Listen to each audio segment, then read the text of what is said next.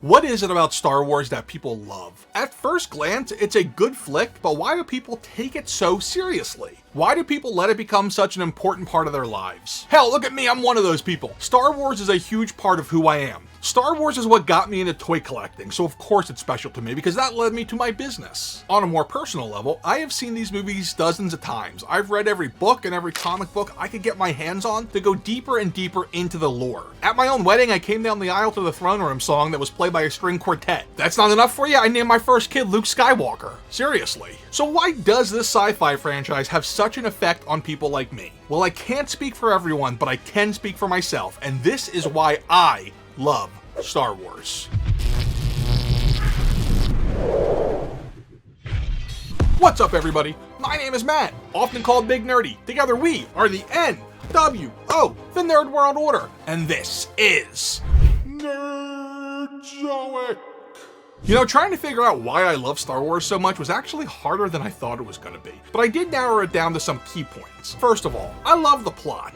I love the fact that it's more narrative driven than it is character driven. The pacing is done perfectly, and they also use the 3-act structure perfectly in each chapter and each trilogy and the 9 movies overall together, even though I don't care for the sequels. I love the way they use contrasting heroes' journeys with Luke and Anakin, with Luke overcoming his obstacles and Anakin falling to him, only to overcome them later with the help of his son. I love the suspense. I love the mystery, the twists, the turns. I love a good story, what can I say? And from the time that I saw Vader take his mask off to reveal himself to his son in Return of the Jedi, and I saw the damage on his face and head, I had to know more. This is at the beginning times of the internet where it took 10 minutes to download a web page, so I didn't look there. I went to the library, I went to Barnes & Noble, and this is before the prequels, and I digested every guide, every novel that you can think of to learn as much as possible. I remember where I was, Barnes & Noble, Oxford Valley Mall, when I found out that Obi-Wan actually defeated Vader on a lava planet, which was known long before Episode 1 even came out. The second thing I love about Star Wars is the protagonists. Take your pick, there's a ton of great ones. They're all very familiar yet different. It's a great use of character archetypes. Luke was kinda unlikable at first. I want to go to Tachi Station and pick up power converters with my friends, but we grew to love him by the end. Han was the scoundrel with the heart of gold. He was flawed. He's not what you would call a white hat hero, which is like the old school, hey, look at me, I'm a hero, I'm perfect, like Superman. He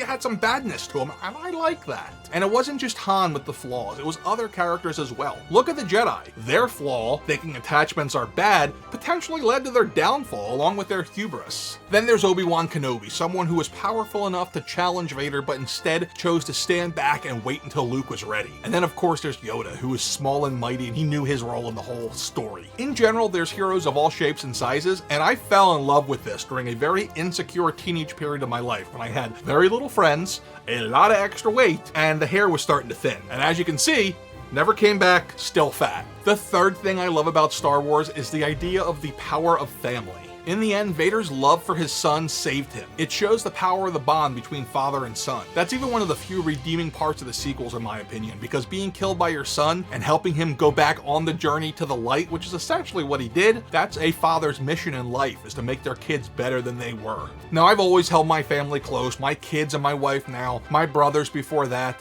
and my dad initially. In fact, I used to watch a lot of old John Wayne westerns with my dad, and there were a lot of similarities in the story structure, and I love that. The idea of good versus evil.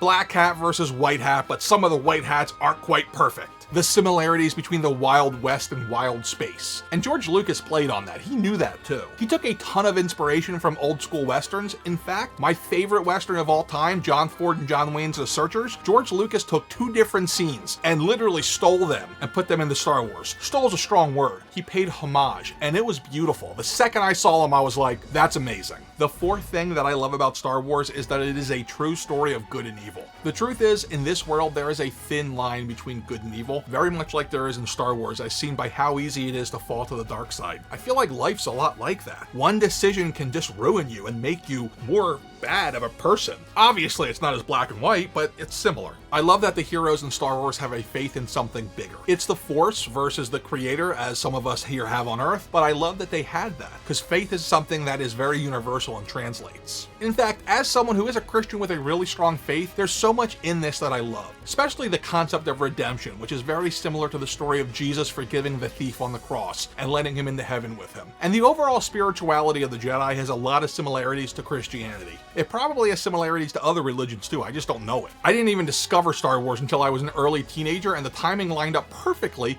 with what got me into the addictive world of toy collecting. But that is a story for another day, and you can watch it right here. And remember, you have to get old, but you don't have to grow up. Just be cool and stay nerdy. Later.